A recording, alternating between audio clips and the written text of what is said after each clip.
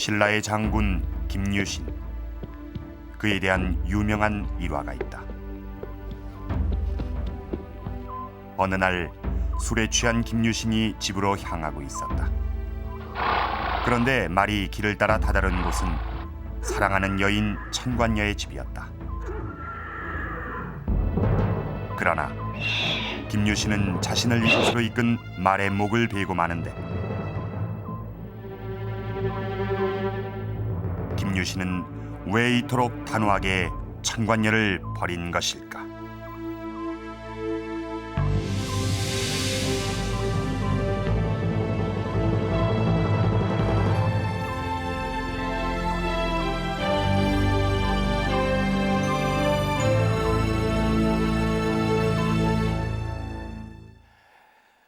신라의 장군이자 삼국 통일의 주역이었던 김유신. 더 이상의 설명이 필요 없을 정도로 우리에게 잘 알려진 인물입니다. 김유신은 과연 어떤 사람이었을까요? 이 김유신에 대한 많은 기록 중에 그의 인간적인 면을 들여다볼 수 있는 이야기라고 하면은 천관녀와의 사랑 이야기를 들 수 있습니다. 우리에게 너무나 잘 알려져 있는 그런 이야기죠. 이 천관녀는 김유신이 사랑했던 여인입니다. 하지만 김유신은 자신을 천관녀의 집 앞으로 이끈 그 말의 목을 베일 정도로 모질게 천관녀를 버립니다. 자, 그런데 이 비극적 사랑 이야기 속에는 김유신이 80평생을 겪어야 했던 인간적인 갈등과 고뇌가 담겨 있습니다. 그럼 우선 김유신과 천관녀가 어떻게 만나 또 어떻게 사랑을 하고 이별을 했는지 1500년 전의 사랑 이야기를 만나보도록 하겠습니다.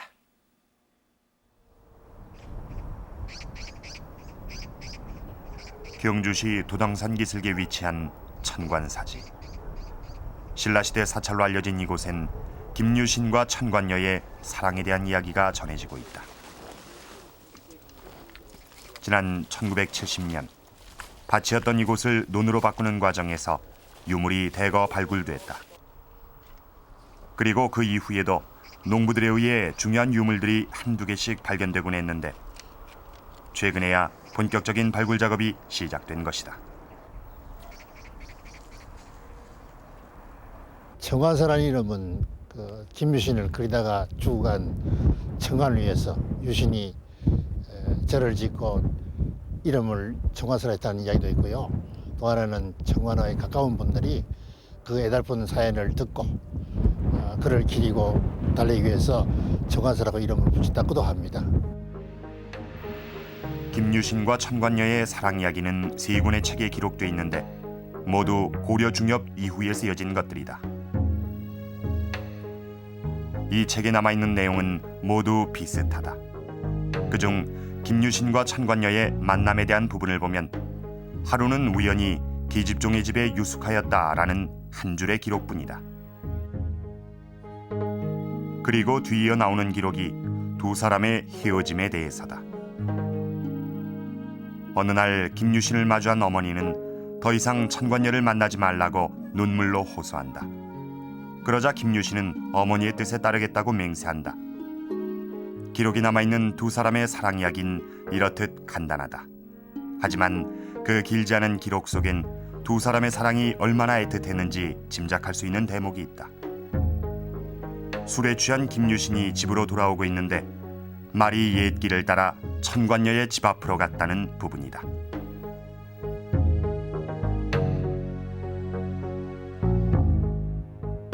김유신이가 그죠? 가정이라든가 혹은 자기 처지를 생각함이 없이 한 여인하고 깊이 사랑에 빠지는 것은 그나마 능히 있을 수 있을 게고 그러자니까 말도 저절로 그 집을 찾아갈 만큼 길을 잘 익히고 있었다. 아마 사랑이 얼마나 뜨거웠던가를 말을 통해서 표현할 수 있었던 그 신라인들이 그러나 그 만남은 김유신과 천관녀의 최후의 만남이 되고 말았다. 우리에게 익히 알려져 있듯이 김유신은 그 자리에서 말의 목을 베고 돌아선 것이다.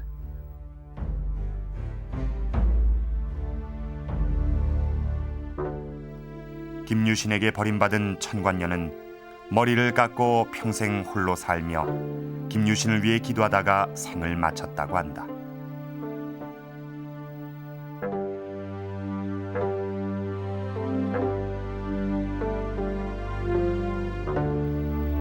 이러한 비극적인 사랑에 대한 기록의 마지막엔 두 사람이 사랑을 나누었던 장소에 대해 언급하고 있다.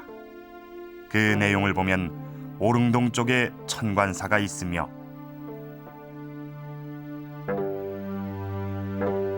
그 천관사가 바로 천관녀의 집이었다는 것이다. 바로 지금의 천관사지 자리다. 천관사지라고 오랫동안 구전으로 전해오다 고려 중엽에 와서야 기록으로 남게 된 사랑 이야기의 실체가 발굴 작업이 진행되면서 구체적으로 드러나고 있다. 아마 팔각형의 석탑이라고 생각되는 그 하부 구조입니다. 발굴 작업이 진행되면서 이곳이 분명한 절터였음을 짐작하는 유물들이 발견됐다. 그 중에 하나가 탑이다. 탑의 아랫부분을 비롯해 탑재로 쓰였던 것으로 보이는 돌들이 천관사지 곳곳에서 발견됐다.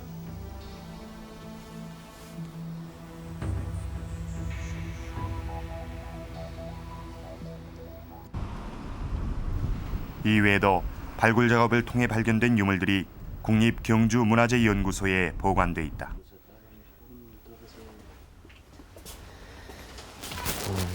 지금 이 유물들이 천관사지에서 지금 현재까지 발굴되어 온 출토된 유물들입니다. 지금까지 천관사지에선 170여 점의 유물이 발굴됐다. 그렇다면 이 유물들 중 김유신이 살던 7세기의 유물이 있다면 김유신과의 관련성을 추정해 볼 수 있지 않을까. 그런데 유물들 중에 눈에 띄는 것이 있었다. 바로 신라 가야 지역에서 많이 출토되는 기마 인물형 토기다. 이 기마 인물형 토기엔 특이하게도 발 앞부분에 발걸이가 새겨져 있었다. 경주 금령총에서 발굴된 5, 6세기의 기마 인물형 토기와 분명 차이가 있다. 천관사지에서 출토된 기마 인물형 토기는 덧신처럼 생긴 발걸이를 하고 있다.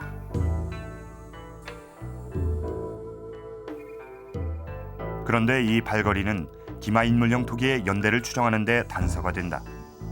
경주 황우동 고분에서 유사한 모양의 유물이 발견됐는데 바로 7세기에서 8세기의 것이다. 이 기마 인물형 토기인데요.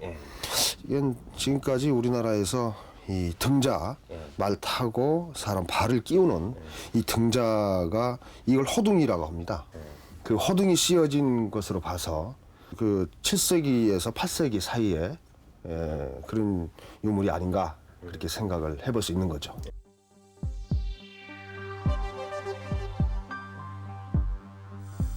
이외에도 7세기의 유물들이 눈에 많이 띈다. 그 중에 하나가 기와다.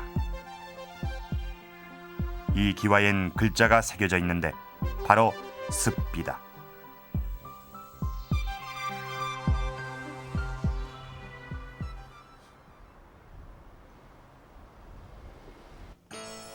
그런데 경주박물관에서도 이와 유사한 유물들이 전시돼 있다.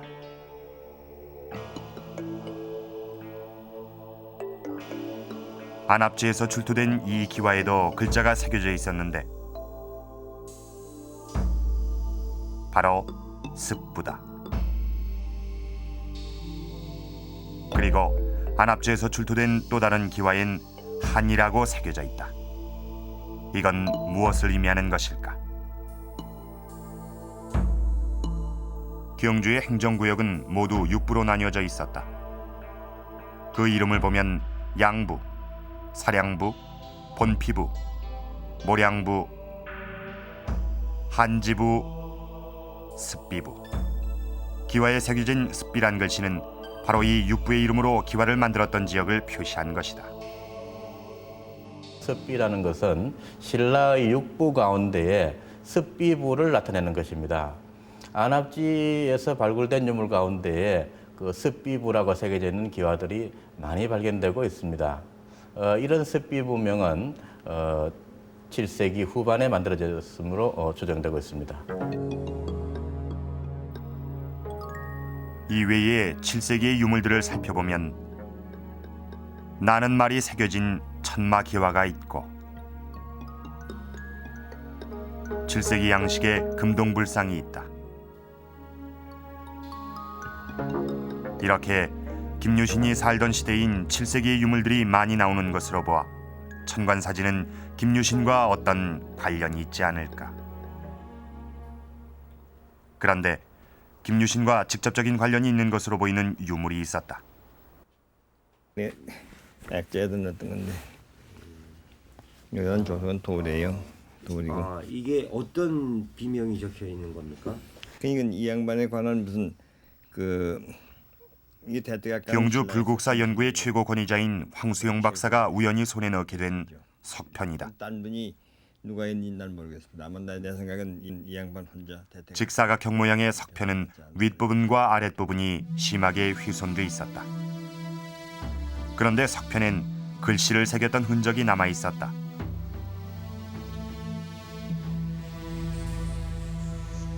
여기 큰 대자 틀림없는데 가운데 자 하나만 살았고 아래 여기가 깨졌어요. 그래도 요거 뭐 대자가 틀림없을 거고 요거 각자의 뿔각자의 머리가 여기 남아 있으니까 이게 대퇴각인데. 석편에 새겨진 글씨는 대태각간. 이는 신라의 최고 관직인 태대각간과 같은 의미로 나라에 공을 세운 사람에게 내리던 관직이다. 그런데 삼국사기를 살펴보면 김유신이 태대각간의 자리에 올랐다는 기록이 있다.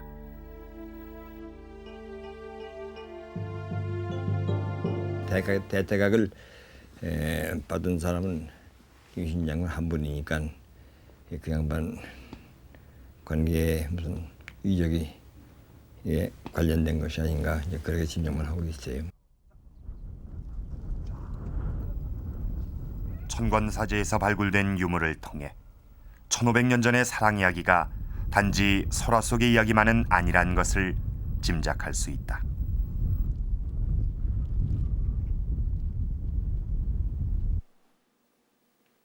김유신과 천관녀의 사랑에 대한 기록은 몇 줄 남아있지 않습니다. 그렇지만 우리는 그 짧은 기록만으로도 이 두 사람의 사랑이 얼마나 애틋했는지 어렵지 않게 짐작할 수가 있습니다. 자, 이 김유신과 천관녀가 만난 것은 언제쯤일까요? 이 두 사람이 만난 시기에 대한 정확한 기록은 없습니다. 다만 이 소시적이라고만 표현이 돼 있는데, 소시적, 뭐 말 그대로 풀자면은 어렸을 때 또는 젊었을 때를 의미합니다. 그러니까 김유신의 청년 시절을 이야기하는 것이죠. 그러면 정확히 언제쯤일까요?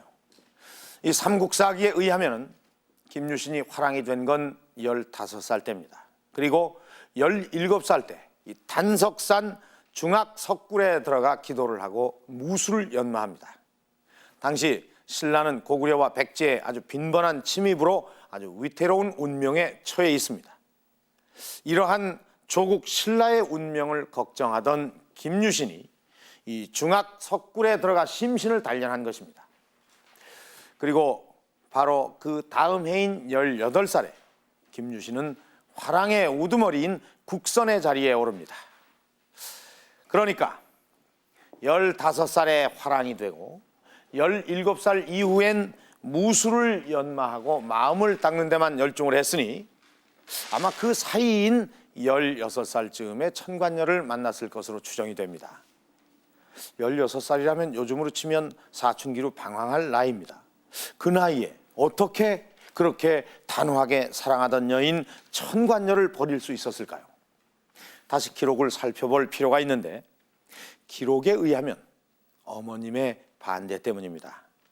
어느 날 어머니는 이 김유신을 앉혀놓고 공명을 세워 군친의 영광이 되어야 하거늘 너는 술을 파는 아이와 함께 음방에서 유희를 즐기며 술자리를 벌이고 있구나. 이렇게 야단을 칩니다. 큰 뜻을 세워야 하는데 술을 파는 기생과 어울려서는 안 된다는 이야기입니다. 그런데 최근 이 기록에 대한 의문이 제기되고 있습니다. 천관녀가 기녀가 아니라는 새로운 주장들이 나오고 있습니다. 과연 천관녀는 어떤 여인이었을까요?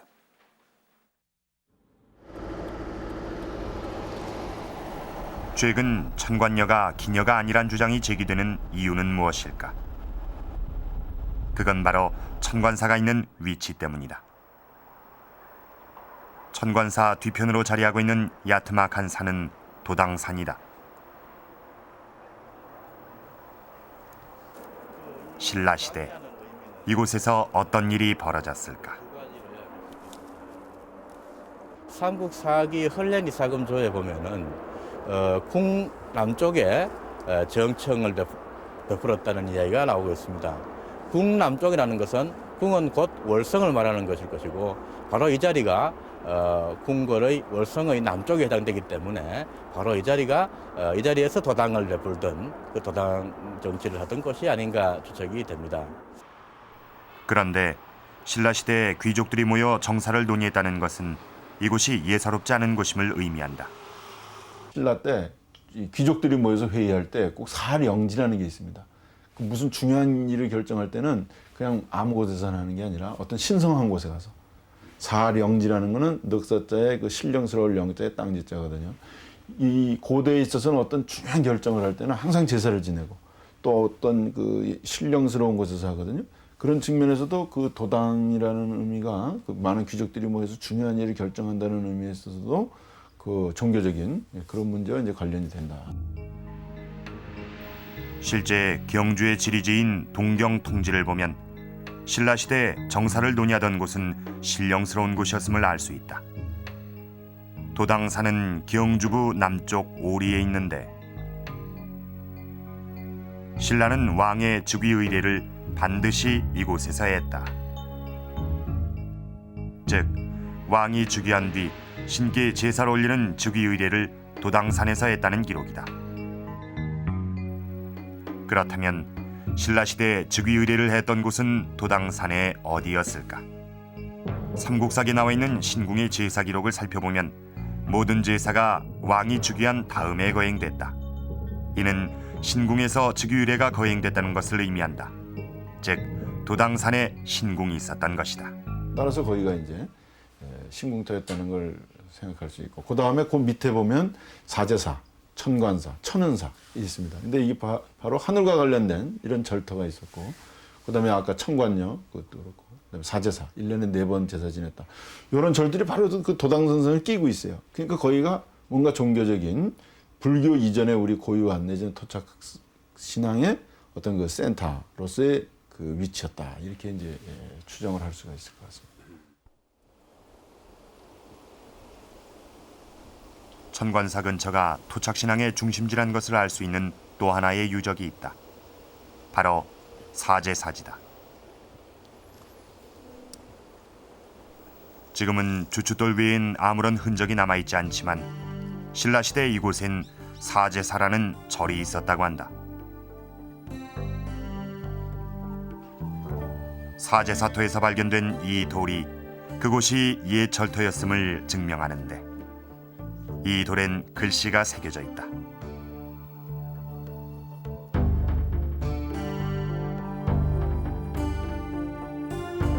사제, 바로 4번의 제사를 지내는 절이라는 의미다.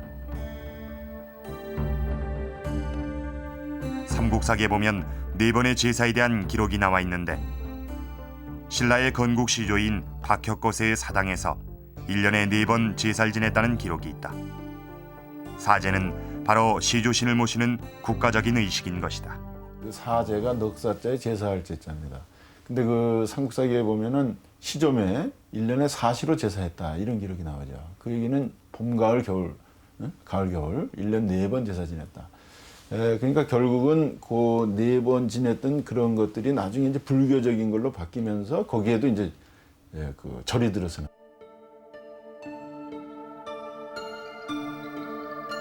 신라의 수도인 경주. 그 중심부에 있던 천관사 근처엔 국가의 중요한 제사를 지내던 신궁이 도당산에 위치해 있었고 사제사란 절이 있었으며 신라 시조인 박혁거세의 탄생지인 나정이 있었다. 그리고 천은사란 절이 있었으며 신라 초기의 왕들이 묻힌 오릉이 있었고 왕의 우물이었던 왕정골이 있었다. 이렇게 신성한 곳에 과연 기녀가 살던 집이 있었을까?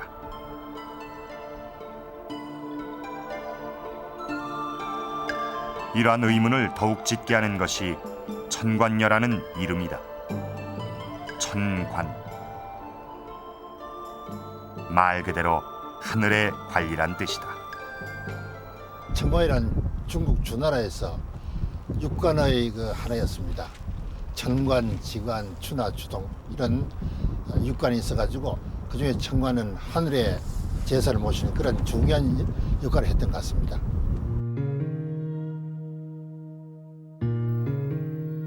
그렇다면 여자가 제사에 관여할 수 있었을까?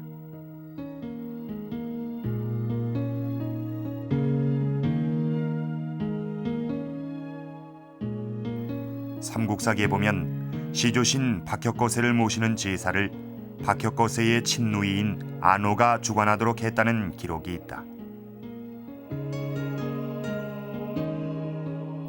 여자가 제사장이었던 것이다. 그런가 하면 화랑의 기원을 통해서도 여자가 제사에 관여했다는 것을 알 수 있는데 화랑의 전신은 원화였다.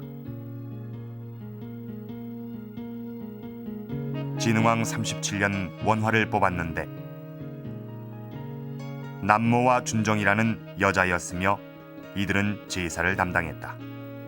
처음에 사실 시작됐을 때는 이 제사를 담당하는 그런 데서 시작을 했습니다. 그러다 전쟁이 가속화되고 하면서 전쟁에서의 승리를 이제 빌고 이런 것을 이제 이들이 담당하면서 이제 여자에서 남자로 이렇게 바뀌어간 것으로 보입니다. 그래서 그 원화의 명칭을 또 보면 원래, 그다음에 이제 화랑할 때 화장, 뭐 요즘 말하면 오리지널 화랑이죠. 그러니까 화랑의 전신이 원하고 이제 그것이 남자 화랑으로 이제 바뀌어가고 따라서 이제 그 여성인 원화가 처음 담당했던 것도 이제 제사를 담당하는 거고.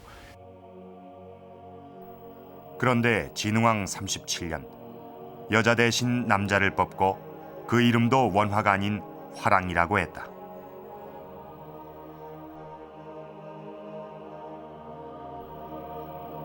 김유신과 천관녀가 살았던 때는 진평왕 이후, 그러니까 원화에서 화랑으로 바뀐 뒤였다. 그렇다면 이때에도 여자가 제사에 관여했을까?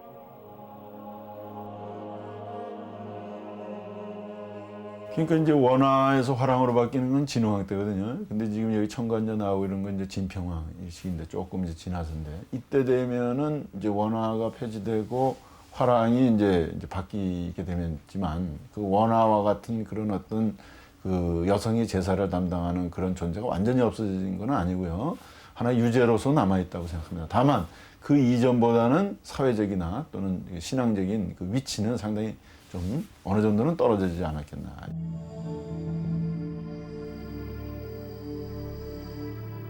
김유신이 사랑했던 천관녀는 기녀가 아니었다.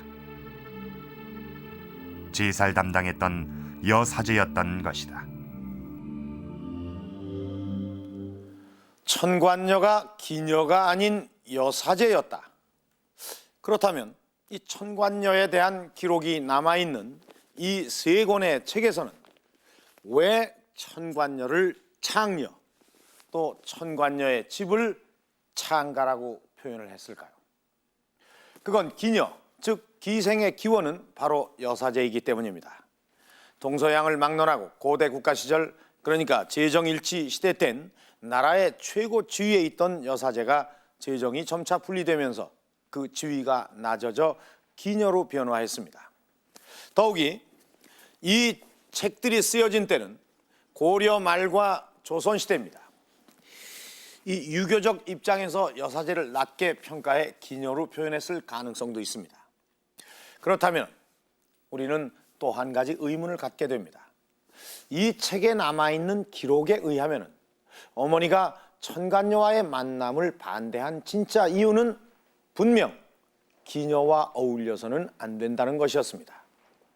그런데 천관녀가 기녀가 아니라면 어머니가 천관녀와의 만남을 반대한 진짜 이유는 무엇이었을까요?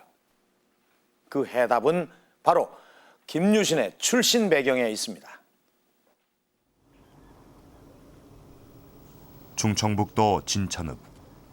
사방이 산으로 둘러싸인 이곳은 삼국시대 백제와 고구려의 접경 지역으로 삼국 간의 전쟁이 치열하게 벌어졌던 곳이다.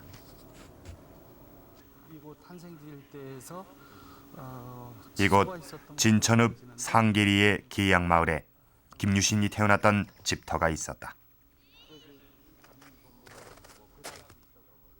신라의 수도 경주가 아닌 당시 위험한 변경 지역이었던 이곳 진천에 김유신의 생가가 있는 이유는 무엇일까? 그 해답은 김유신 가문의 출신 배경에 있다. 김유신은 금관가야국 왕족의 후예다. 버풍왕 19년, 금관가야의 구해왕이 가족을 데리고 투항해 왔는데 구해왕의 증손이 김유신이다. 이렇게 신라에 복속된 구해왕은 상등의 관위를 받는데 이때 상등의 관위는 높은 직위를 의미한다.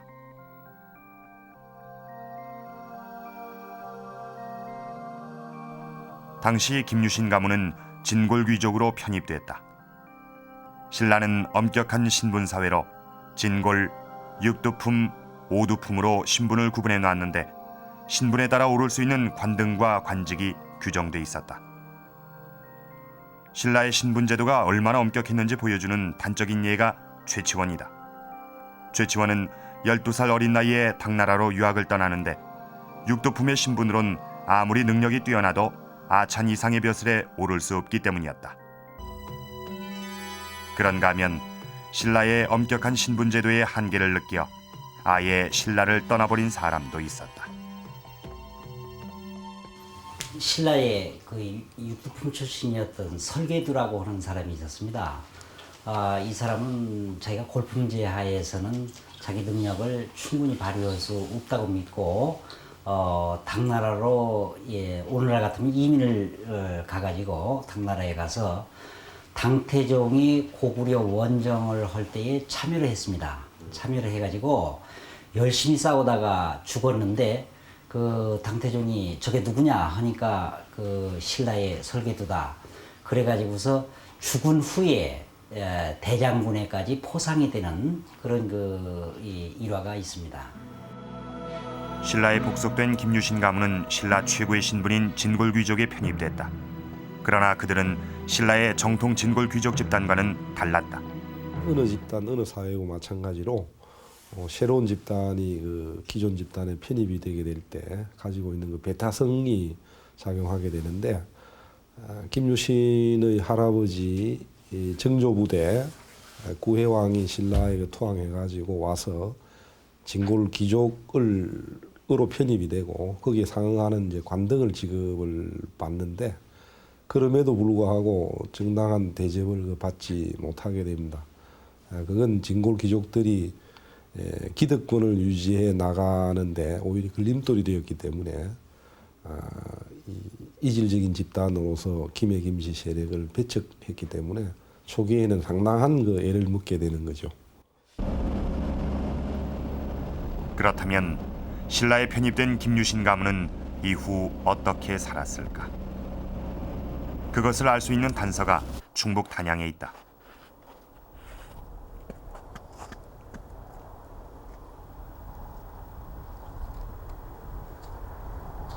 충북 단양군 하방리에 세워진 단양 적성비. 진흥왕이 세운 이 비석엔 영토를 확장하는 데 공을 세운 자들의 이름이 새겨져 있다. 그런데 이 적성비에 눈에 띄는 이름이 있다.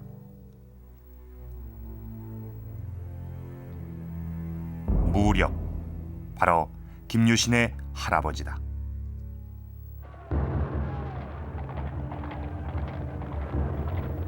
진흥왕의 적극적인 영토 확장 정책으로 당시 신라는 거의 매년 전쟁을 치러야 했다. 신라에게 한강 유역을 차례로 빼앗긴 고구려와 백제는 그 땅을 되찾기 위해 자주 신라의 접경 지역을 넘어왔다. 이러한 혼란기에 무력이 선택한 것은 전쟁터에서 공을 세우는 것이었다. 실제 진흥왕 15년인 554년 백제와의 관산성 싸움에 출전했던 무력은 백제의 상황을 전사시키는 큰 공을 세운다.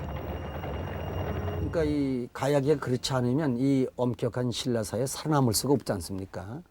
가야계로 볼 때는 생존을 위한 몸부림이라고 할 수도 있겠습니다. 그러니까 스스로 이런 어려운 길에 자임을 하고 나갈 수도 아마 있었다고 봅니다.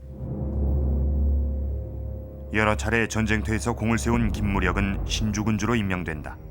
신주는 한강 유역으로 당시 삼국 간의 분쟁이 심하던 곳이다. 그리고 김무력의 뒤를 이은 아들 김서연은 만도군 태수로 임명되는데 이군 역시 백제와 접경 지역이다. 김유신 가문은 이렇게 변방으로만 떠돌았다.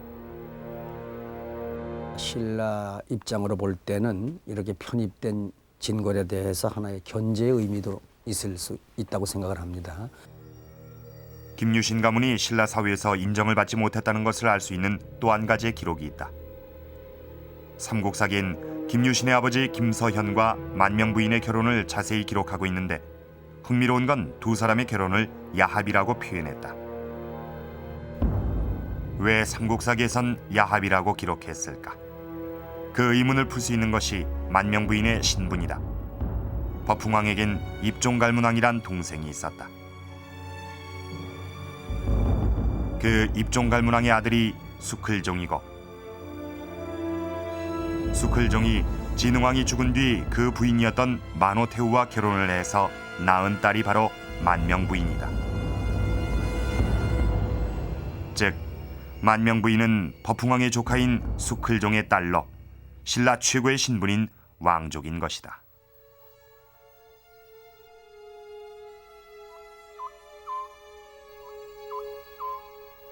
엄격한 신분 사회였던 신라에서 왕족이었던 만명부인과 편입된 진골귀족이었던 김서연의 결혼은 불가능한 것이었다. 실제 두 사람의 결혼은 순탄치 않았는데 집에서 도망 나온 만명부인은 김서연이 있던 진천으로 도망가 살게 된다.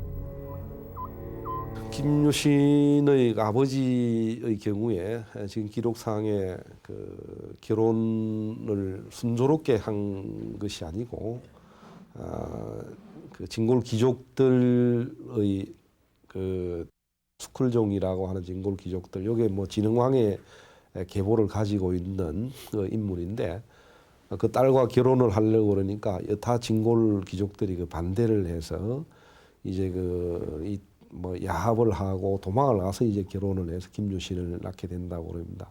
그것은 이 진골 귀족들이 가지고 있는 어떤 그 배타성이 여기에 그 작용을 했던 거죠. 이렇게 어렵게 결혼을 한 김서현과 만명부인. 그 두 사람 사이에서 김유신이 태어났다. 생가터가 있는 뒷산엔 태령산이 있는데 이곳엔 김유신의 태를 묻은 태실이 있다. 태령산이란 이름도 거기에서 유래된 것이다. 정상이네요. 예, 우리나라에 남아있는 태실 유적 같은 김유신의 출생지가 경주가 아닌 진천인 이유. 그것은 금관가야국 출신이었던 김유신 가문이 신라 사회에서 겪어야 했던 신분의 한계를 의미한다.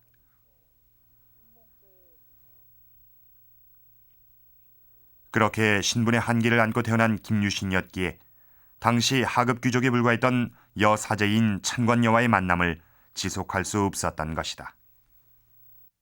김유신의 경우는 바로 신라의 진골 귀족으로 편제되긴 했지만 그러한 이제 신라에 복속된 금강가야의 그 왕족의 후손으로서 진골 귀족이긴 하지만 낮은 단계의 그 진골 귀족이 되는 것입니다. 그래서 이제 신라 핵심의 어떤 귀족으로서 활약할 수 없는 좀 소외되어 있는 변두리에 위치한 그러한 그 진골 신분이었기 때문에 그러한 그 사회적 제약에서 벗어나고 싶은 그러한 그 욕심이랄까 또는 어떤 마음이랄까 이런 것을 항시 강박관념처럼 이제 가지고 있었다라고 봐야만 되는데 청관녀하고 만약 혼인을 하게 된다면은 사실은 이건 이거 반전시킬 수 없는 뭐 그런 급전직하 추락하는 그러한 이제 상황이 되기 때문에 그러한 점도 이제 충분히 감안하지 않았겠는가 하는 생각을 가지게 되는 것입니다.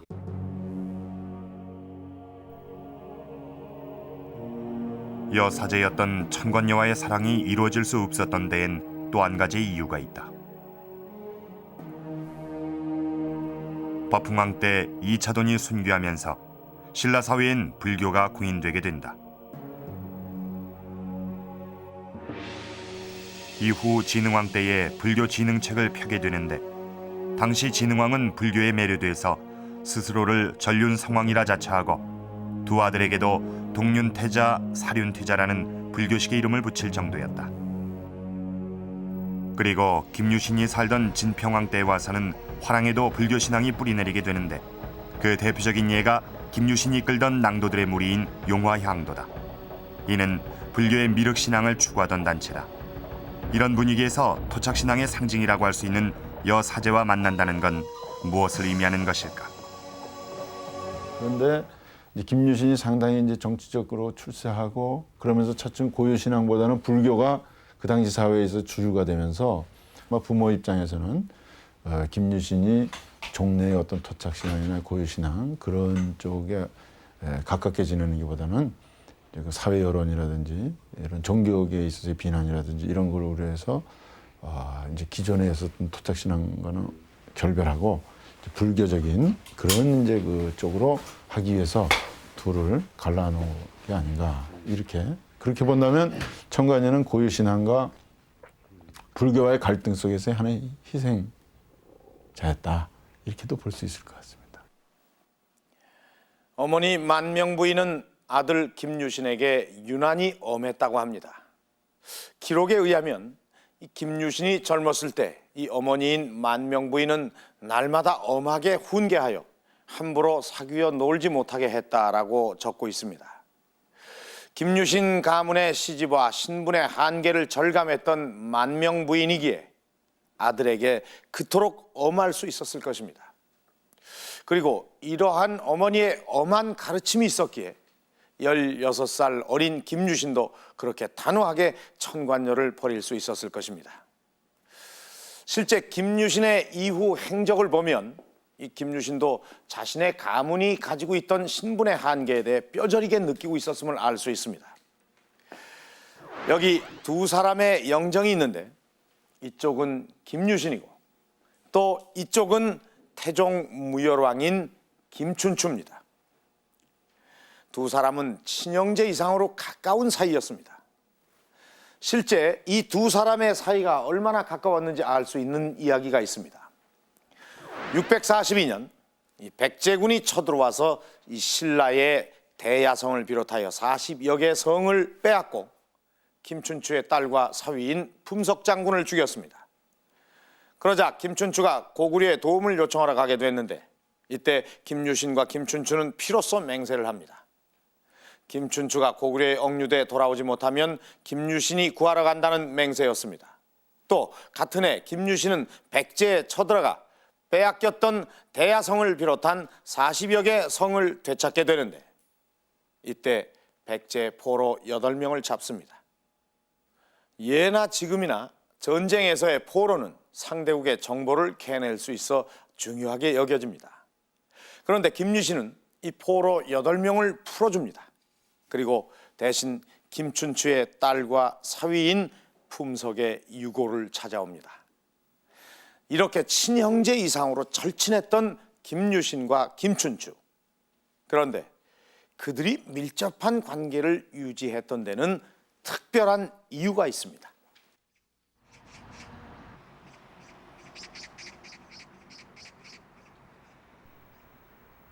경주 서학동엔 신라 29대 왕인 태종 무열왕, 즉 김춘추의 능이 있다.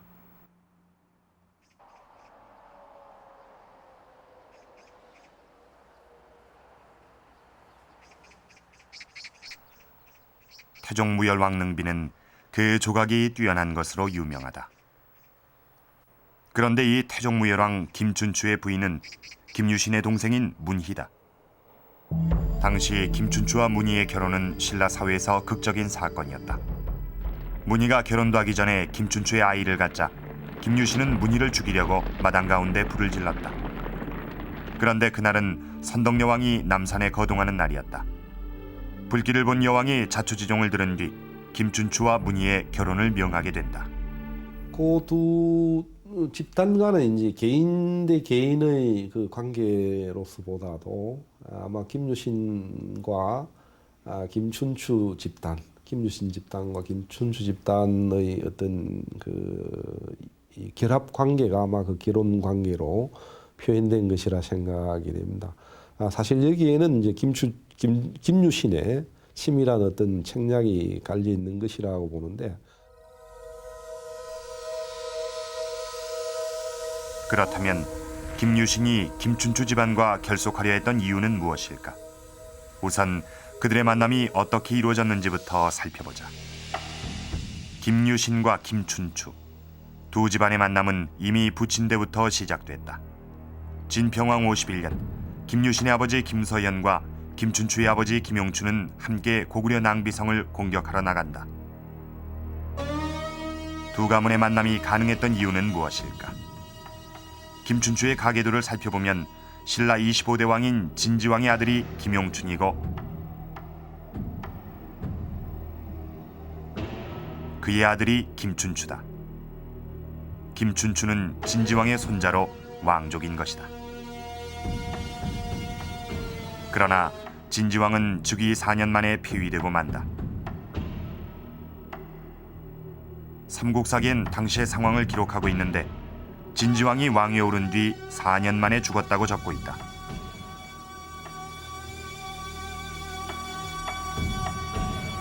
그러나 삼국유사의 기록은 이와 다르다. 진지왕은 정사를 어지럽게 하고 음탕한 짓을 해 왕위에서 쫓겨났다고 기록하고 있다. 과연 진지왕이 폐위된 진짜 이유는 무엇일까? 여하튼 전체적으로 봐가지고는 이 진골 귀족들의 이해관계에 어긋나는 어떤 행위를 진지왕이 했기 때문에 진골 귀족들로부터 그 배척을 당해서 왕위를 쫓겨나게 된 것이라고 그렇게 생각이 됩니다. 이렇게 김춘추 가문은 왕위에서 밀려나게 된다. 왕족이었지만 왕이 될 수 없었던 김용춘과 패망한 나라의 왕족이었던 김서현, 이것이 두 가문이 손을 잡은 이유다. 또 이런 김춘추 계열로 볼 때는 자기가 이 정통 가문이 아니기 때문에 여러 가지 어려움이 있었을 거 아닙니까? 이럴 때 하나의 파트너로서 구한 것이 가야의 김서현입니다. 그러니까 이게 서로 약자끼리 혹은 비정통끼리의 하나의 그 정략적 접근을 한 것이 서현과 용춘입니다. 이러한 분위기 속에서 김유신과 김춘추의 만남은 자연스럽게 이루어진다. 그리고 김유신이 동생 문희와 김춘추의 결혼을 도모한 것은 두 가문의 결속을 더욱 강화하기 위한 것이었다. 훗날 61살이 된 김유신이 김춘추와 문희 사이에서 낳은 딸과 결혼한 것도 그와 같은 이유다. 이렇게 결속된 김유신과 김춘추 두 가문은 서서히 신라 사회의 새로운 세력으로 성장하게 되는데, 그것을 가능하게 한 것이 바로 전쟁터에서 세운 공적이었습니다. 김유신이 전쟁에 참여한 제일 처음의 기록은 낭비성 전투입니다. 이때가 진평왕 51년인 629년, 김유신의 나이 35이 되던 해였습니다. 고구려의 낭비성을 공격하던 신라가 고전을 면치 못하고 있었는데, 이때 30대였던 김유신이 출전해 전쟁을 승리로 이끕니다. 이후에도 김유신의 전쟁터에서의 활약은 화려한데, 그것을 알 수 있는 일화가 바로 이 기록화에 나와 있는 장면입니다.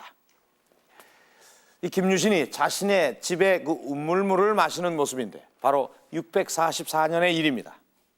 당시 김유신은 백제에 침략해 7개의 성을 빼앗아 돌아왔는데, 돌아오자마자 백제가 쳐들어왔다는 소식을 듣고 전쟁터로 나가야 했습니다. 이 가족들은 떠나는 김유신의 얼굴이라도 보려고 집 앞에 나와 있었는데 김유신은 집 앞을 지나면서도 가족들 얼굴조차 바라보지 않았습니다. 대신 병사를 시켜 자신의 집에 우물물을 떠오라고 해 물을 마시면서 우리 집 물맛이 예나 다름없구나 라고 했다고 합니다. 이러한 김유신의 행동은 병사들의 사기를 올리는데 큰 역할을 했습니다. 35살 이후 무수히 많은 전쟁에 참여했던 김유신. 그는 필사적으로 싸웠고 그 수많은 전쟁에서 단 한 번도 진 적이 없습니다. 그리고 이렇게 전쟁에서의 승리로 세력을 키워가던 김유신에게 드디어 신분의 한계를 뛰어넘을 수 있는 결정적인 기회가 찾아옵니다. 바로 선덕여왕 16년 647년에 있었던 비담의 난입니다. 선덕여왕 16년인 647년 상대등이었던 비담이 난을 일으켰다. 당시 상대등은 귀족 세력의 대표로 왕위에도 오를 수 있는 막강한 권력을 가지고 있었다. 그런 비담이 난을 일으킨 이유는 여주 불능 설리, 즉 여자는 정치를 해서는 안 된다는 것이었다. 하지만 비담이 난을 일으킨 건 선덕여왕이 즉위하고 이미 16년이 지난 뒤였고 비담이 상대등이 된 지도 1년이 흐른 뒤였다. 그런 그가 갑자기 난을 일으킨 이유는 무엇일까? 바로 진덕여왕 때문이었다. 진덕여왕은 선덕여왕에 이어 왕위에 오른 신라 두 번째 여왕인데 이 진덕여왕의 즉위 과정에 비담이 불만을 푸는 것이다. 선덕여왕에겐 아들이 없었다. 그래서 선덕여왕에게 작은아버지가 되는 국반갈문왕의 딸인 승만이 후계자로 떠오르게 되는데 그가 바로 진덕여왕이다. 이때 진덕여왕을 선덕여왕의 후계자로 내세우는데 앞장섰던 인물이 김유신과 김춘추다. 아직까지는 명분상으로나 여러 가지로 반대하는 세력들을 압도할 만한 힘을 가지고 있지 못했고 따라서 아직까지는 세력을 규합해서 기반을 강화해 나가야 할 그런 입지에 있었기 때문에 조금 더 즉위할 수 있는 김춘추가 즉위할 수 있는 시간을 좀 더 가져야 할 필요성이 당연히 제기되었던 것이고 따라서 그 기간을 벌기 위해서 다음에 다시 여왕을 왕위에 내세웠던 겁니다. 그래서 그 왕위에 내세움으로써 이 여왕 기간 동안에 체제 정비하고 기반을 갖추어서 차기의 왕위 개선권을 김춘추가 이미 이때부터 노려왔던 거죠.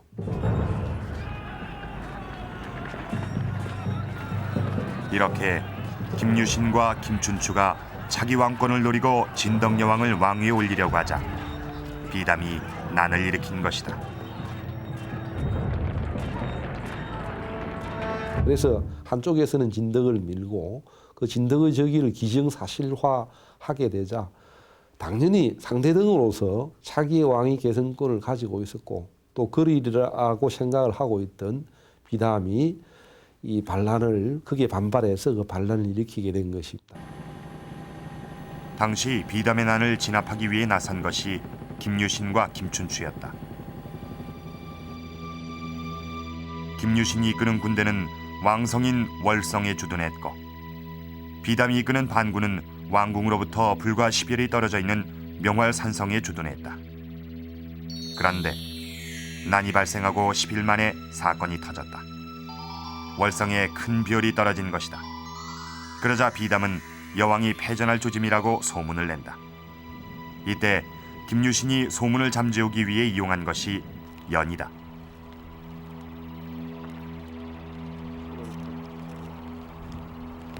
신라문화진흥원에선 당시 김유신이 이용했던 방법을 그대로 재현하고 있다. 연 끝에 불을 붙여 다시 하늘로 올려 별처럼 보이게 한 것이다.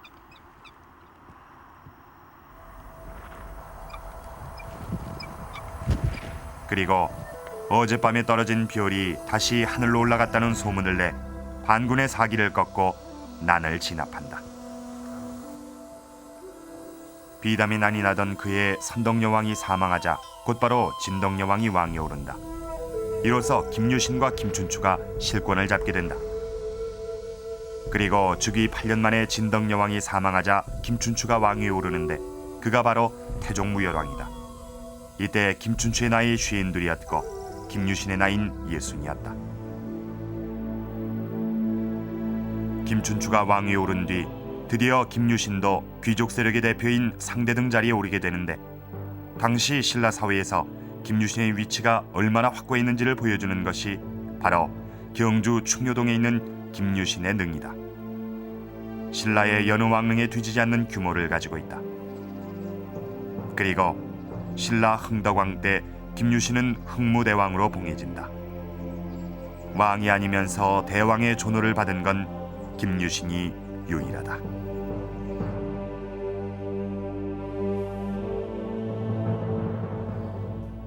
나이 60의 김유신은 평생의 과업이었던 신분의 한계를 뛰어넘었습니다. 하지만 그 이후에도 김유신은 긴장의 끈을 놓지 않습니다. 그것을 알 수 있는 것이 바로 그 유명한 김유신의 아들 원술에 대한 이야기입니다. 김유신은 아들 원술이 당나라와의 전쟁에 나갔다 패배하고 돌아오자 원술을 죽여야 한다고 주장합니다. 당시 김유신이 아들 원술에게 한 말이 삼국사기에 남아있는데, 원술은 왕명을 욕되게 하였을 뿐 아니라 또한 가훈을 저버렸으니 마땅히 죽어야 한다고 합니다. 다행히 왕의 만류로 아들 원술은 목숨을 부지하게 되지만 김유신은 끝내 아들을 용서하지 않습니다. 결국 원술은 집을 나와서 산속에 숨어 살아야 했습니다. 그러다가 아버지 김유신이 79의 나이로 죽자 원술은 다시 집으로 돌아옵니다. 하지만 어머니 지소 부인마저 아들 원술을 받아들이지 않습니다. 당시 어머니 지소 부인은 아들에게 이렇게 말을 했습니다. 원술은 이미 선군에게 자식 노릇을 못하였으니 내가 어찌 그의 어미 노릇을 하겠는가. 끝내 부모에게 인정받지 못한 원술은 산속을 떠돌다 생을 마감했습니다. 이렇게 비운의 삶을 살아야 했던 원술, 금관가야국 출신이었던 김유신이 신분의 한계를 뛰어넘기 위해, 그리고 신라 사회에 살아남기 위해 얼마나 필사적으로 살아왔는지를 짐작할 수가 있습니다. 그리고 그 틈에서 희생되어야 했던 또 한 사람이 바로 천관녀였습니다.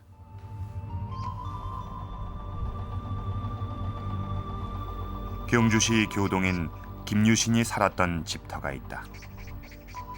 현재 집터엔 우물과 주춧돌만이 남아있는데 김유신이 살아 생전에 사용하던 우물이라고 한다. 김유신의 집터와 천관 사진은 얼마나 떨어져 있을까?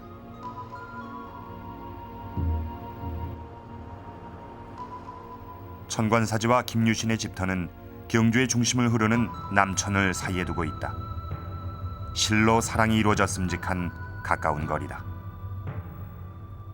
사랑하지만 사랑한다고 해서 뭐든지 혼인이 용납되는 사이는 아니었던 것입니다. 신분적인 어떤 격차랄까 이런 것이 현저하게 이제 드러나 있었기 때문에 사회적인 어떤 공동체 속에서 사는, 그리고 또 몰락한 금관가야의 왕족 출신인 김유신으로서는 어떤 강박관념이 있었던 것입니다. 신라 사회의 어떤 중심에 진입해야 된다라고 하는 이제 강박관념을 가지고 있었기 때문에 정말 자신의 어떤 순정이랄까 이런 것을 희생할 수밖에 없었고, 그런 가운데서 이제 눈물로서 사실은 이제 고백을 하게 된 것이 아니겠는가. 비극적으로 끝난 두 사람의 사랑 이야기는 두고두고 후세 사람들의 마음을 적셨는데, 이익은 해동학부라는 자신의 저서에서 당시의 천관녀의 심정을 이렇게 적고 있다.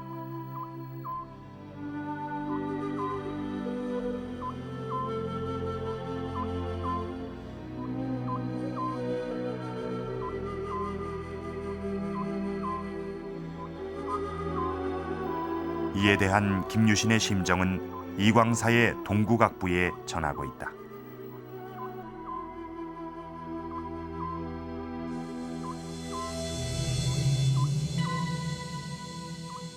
따라서 어머니의 간섭을 해서 못다 이룬 그 사랑은 그만큼 아마 두고두고 그 특히 여인들의 공감을 샀을 거고요.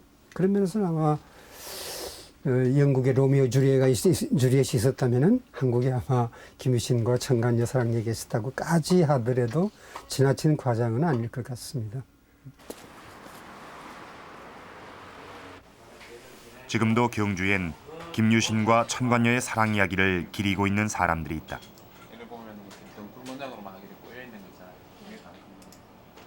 신라 사람들은 경주에 전해 내려오고 있는 신라 문화를 보존하고 전하는 사람들이다. 이들은 매년 11월이면 천관녀를 모시는 제사를 지낸다. 사랑하는 남자에게 버림받고 평생 홀로 살며 김유신을 그리워하다 생을 마친 천관녀를 위한 제사다. 지난 98년 이후 벌써 3차례 천관녀를 위한 제사를 지냈다. 천관녀는 지금도 신라 사람들 마음속에 살아있는 것이다. 한 사람을 사랑하는 그런 것들이 요즘에는 그런 사랑이 없지 않습니까? 천년 세월도 전에 어떤 한 애틋한 사랑이 지금 현재 와서 우리가 본받아야 될 그런 사랑이기 때문에 사람들이 모여서 같이 천관제를 지내게 되지 않나 싶습니다. 노년에 접어든 김유신이 자신을 그리워하다 죽어간 여인 천관녀를 위해 지었다는 천관사지. 황량한 벌판 위에 절의 흔적들만 남아있어 쓸쓸하기만 하다. 하지만 김유신과 천관녀의 사랑 이야기는 지금도 사람들의 마음속에 자리하고 있다. 우리가 지금껏 기억하는 김유신의 모습은 삼국 통일의 위협을 이룬 신라의 대장군의 모습이었습니다. 하지만 이러한 화려한 모습 뒤에는 비극적인 사랑이 있었습니다. 그리고 그건 80평생 동안 김유신의 마음속 그늘로 자리하고 있었던 신분의 한계를 말해줍니다. 김유신과 천관녀의 비극적인 사랑 이야기. 그 이야기는 1500여 년간 끊임없이 입에서 입으로 전해졌습니다. 하지만 오늘 우리가 살펴보았듯이 1500년 전의 사랑 이야기를 통해 당시 신라 사회와 또 인간 김유신의 모습을 볼 수 있었습니다. 비록 작은 이야기일지라도 그것은 우리의 지난 과거를 이야기해주는 소중한 역사의 단면인 것입니다.